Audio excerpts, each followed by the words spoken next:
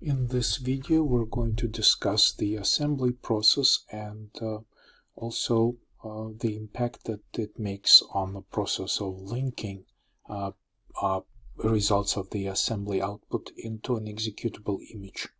So this is our next presentation right here. And assembler or compiler is just another program that executes on your computer system. So when we go to option like build, it just invokes a program which is a compiler and allows it to process this input source file or a combination of source files that we could add to the configuration of our project. A typical assembler would read code like this and write binary equivalent of each instruction. We could see this in our disassembly window. We could see that these instructions indeed have resulted in being translated to specific bytecodes of each instruction. A compiler, however, could first generate assembly code and then pass it to the assembler for actual assembly of the executable module, because C or C++ compiler would have to generate a lot of instructions with respect to a single if statement or a loop statement or a switch statement. So it's not the same. So this is why there is this little bit of distinction between the assembler and compiler environment. Assembler is really just line by line translation of mnemonics with the operands and everything into the corresponding instruction, whereas compiler is a little bit more complicated process that uses different approach to generate code. So, of course, assemblers have advantages over coding directly in the machine code. I mean, it's just, this would look like a machine code, and we could in fact write binary codes directly in our code segment, but mnemonics and have meaning and also have specific documentation associated with them, so that simplifies greatly coding instructions of the CPU in assembly rather than in machine codes. And additionally, you can use labels. So labels could name values in memory, and labels can name meaningful places where we transfer control to implement some kind of control structure. So this is an example of an assembly process. So assembling the source code into an object file is taking place. So in our example, our executable was named wic05.exe, and this is the corresponding object file which is generated by the assembler. Okay, so that's the object file which is the output of the assembler. Don't be confused by this 3D object. This is wrong. This is incorrect. It's really the object file. So assembly process involves creation of this object file, then linking it into an executable file with other modules. So first, assembler takes the input file like we have over here, right? So this is our input file. So this input file is given to the assembler. The assembler generates that object file that I showed you. This would be the output file of the assembler. Then the linker takes it and links with other libraries. By the way, if you look at the project properties and take a look at the linker, we should be able to see in the input section that there's quite a bit of additional files, those lib files which basically are here supplied to the linker, so that our program can take advantage of the services by the operating system through these interfaces. Again, more about this in the future, but each program is typically linked together with additional pieces from the compiler library, or this, in our case, this Visual Studio Platform library. And when the executable file is generated, now operating system loader can load it into memory and pass control to the public entry point, which, by the way, right here, our main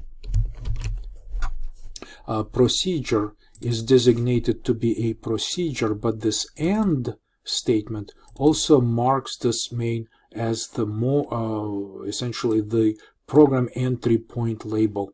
Okay, so the loader will find that the linker made this entry point into our program and will pass control to the first instruction in our program.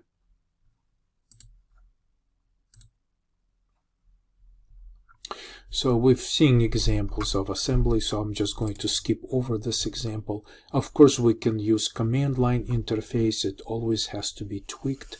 For instance, these command lines correspond to some earlier versions of Visual Studio. I'm not going to spend too much time tweaking this to execute on my command line. And every time you have new version of the compiler, unfortunately, you have to tweak a little bit your command interface if you're building it on the command line. So at assembly time, when we invoke assembler to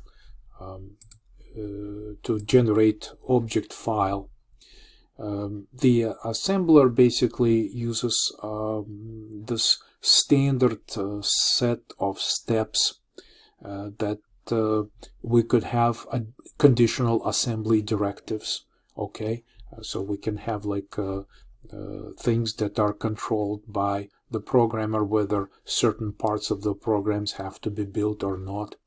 All sorts of macro definitions. You can convert parts of the code into macro definitions, and they're all expanded into the actual instructions.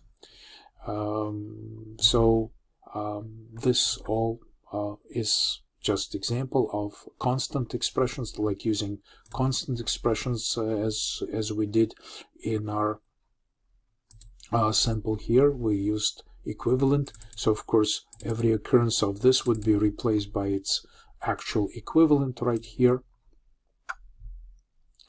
And then memory offsets are assigned based on memory segments, and this is actually visible in the listing file.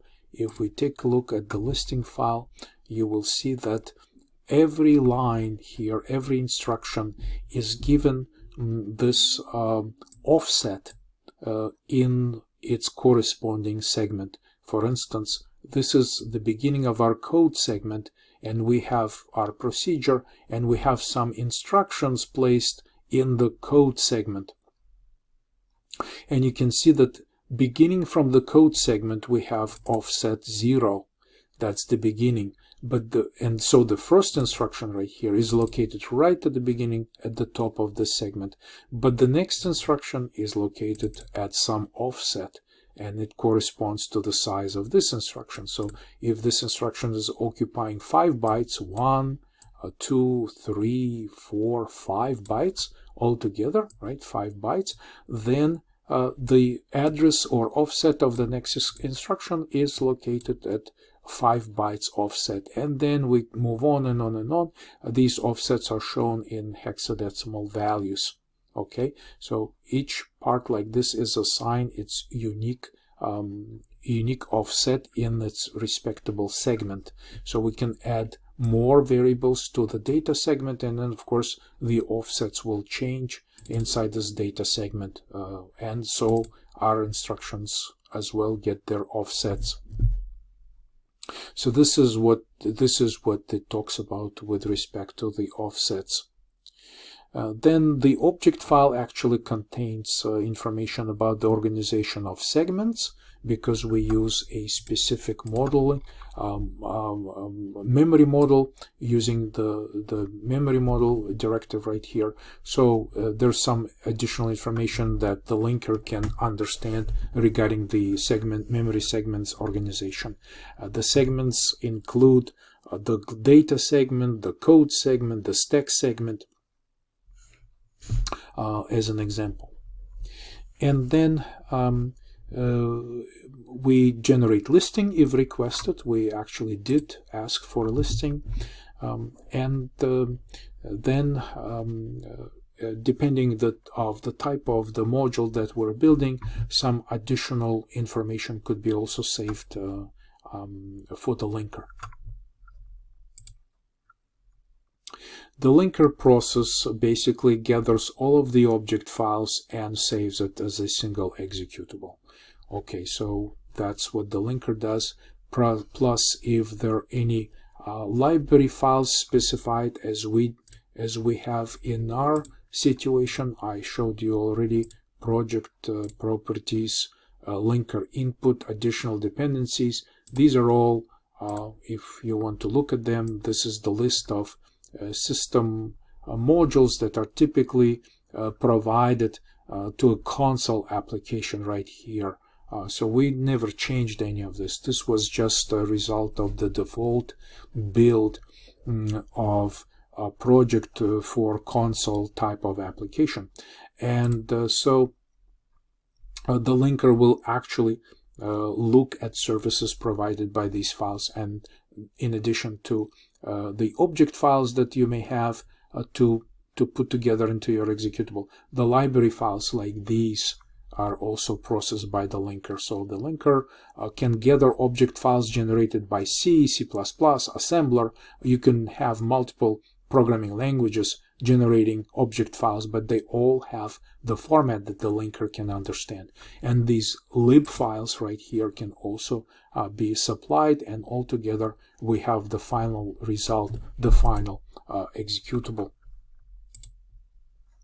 And of course, when the program is loaded into memory, after it's being loaded, the operating system loader creates the program prefix header in memory occupied by our program.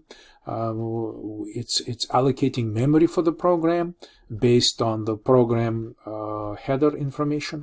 It loads the program into memory, calculates the correct value of all absolute addresses if we're using some sort of relocation table, and then the segment registers are configured to use proper areas of memory. So there's just this type of stuff happening when you start your program.